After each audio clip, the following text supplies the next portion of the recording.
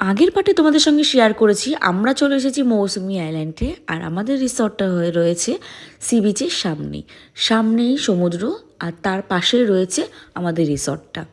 Resort থেকে বেরিয়েই দূরে কোথাও হেঁটে যেতে হবে না সমুদ্রে, একদম রিসর্টের সামনেই রয়েছে সমুদ্র। এদিকে আমি আর বোন দুজনে রেডি হয়ে একটুখানি ভিডিও করছিলাম, আর এদিকে দেখো সবাই চলে এসেছে। এই প্রথম দুই বাড়ির মা বাবা সবাই মিলে কোথাও ঘুরতে আসলাম, এই ফার্স্ট টাইম কিন্তু এই বিয়ের পর।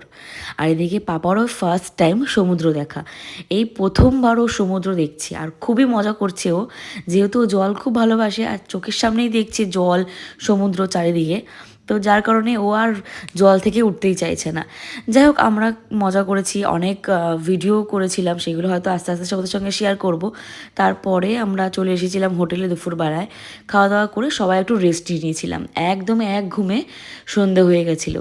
তো এদিকে আমাদের সন্ধেবেলায় স্ন্যাক্স চলে এসছে, গরম গরম চা, আর তার সঙ্গে ছিল পকোড়া, চিকেন পকোড়া। আমাদেরকে বলা হয়েছিল কফি করবে, বাট আমরাই বলেছিলাম লিকার চা করতে। তো এই কারণে গরম গরম চলে এসেছে চিকেন পকোড়া, আর তার সঙ্গে রয়েছে লিকার চা। আর এদিকে কিন্তু হালকা করে একটা সুন্দর গান চালানো হয়েছে, সে অরিজিনাল ভয়েসটা দিলাম না কারণ কপিরাইট আসতে পারে।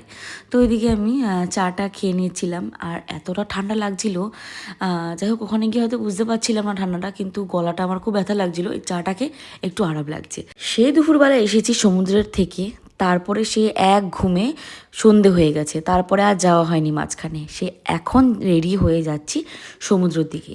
এত আওয়াজ আসছে সমুদ্র থেকে, কি বলবো তোমাদেরকে, একদম মানে মনে হচ্ছে ঝড় এসে গেছে। তোমরা একটা জিনিস নোটিস করেছো, আমার মাথার উপরে যে চাঁদটা উঠেছে আকাশে, কত সুন্দর লাগছে।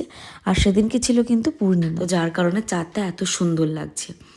আর এদিকে আমার বোনও আসছে আস্তে আস্তে, আর এদিকে দেখো চারিদিক পুরো ফাঁকা, পুরো অন্ধকার ঘুটঘুটে।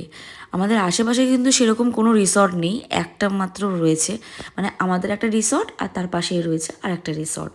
তো আমরা মানে ইন্দ্র যখন বুকিং করেছিল একটু নিরিবিলি দেখেই বুকিং করেছিল, তো যার কারণে একটু রিসর্টটা কম আছে এখানেই।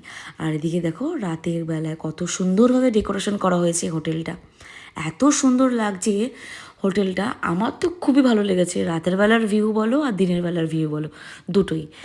তো এদিকে না সারপ্রাইজ প্ল্যান চলছে, যে কারণে মেনলি এখানে আসা, যেই সারপ্রাইজের জন্য ইন্দ্র এখানে এসেছে, যে সারপ্রাইজ দেবে বলে, তো সেই কারণেই সেটাই রেডি চলছে। তো যার কারণে আমাকে নিচেই আসতে দিচ্ছে না, আমি সেই তখন থেকে উপরেই দাঁড়িয়ে রয়েছি।